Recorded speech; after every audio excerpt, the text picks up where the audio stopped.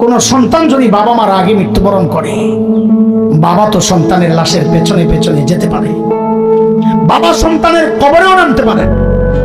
বলে কেন, বাবার কলিজায় কি মায়া দয়া নাই? আচ্ছা, বাবাও চিৎকার করে করে কান্না করবে, কিন্তু বাবাকে আল্লাহ ওই শক্তি সামর্থ্য মনোবল দিয়েছেন, বাবা সন্তানকে দাফন করে শোয়া কান্না করতে করতে উপরে উঠতে পারবেন, ওই শক্তি আল্লাহ বাবার দিয়েছেন।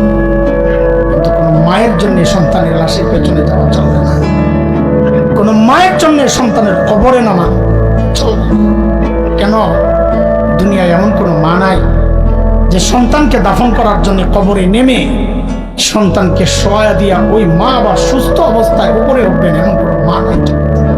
সন্তানদের শোয়া নিজ লাশ হইয়া শুয়া পড়বে।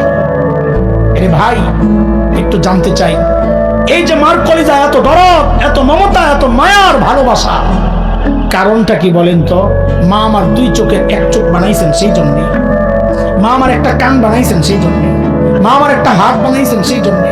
আচ্ছা, একবারে বলে ফেলেন না, মা আমার শরীরের কি বানাইছেন? কি বানাইছেন বলেন, বলেন কি বানাইছেন? কিছুই বানান নাই, কিছুই বানান নাই।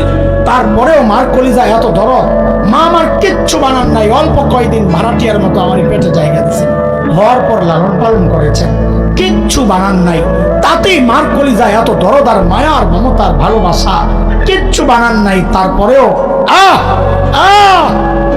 যে আল্লাহ আমার চোখ বানাইছেন, আল্লাহ কত, যে আল্লাহ আমার হাত পা বানাইছেন, আল্লাহ কত, যে আল্লাহ আমার এত এত নিয়ামত দিয়া বাঁচায় রাখছেন, আল্লাহ কত মায়া।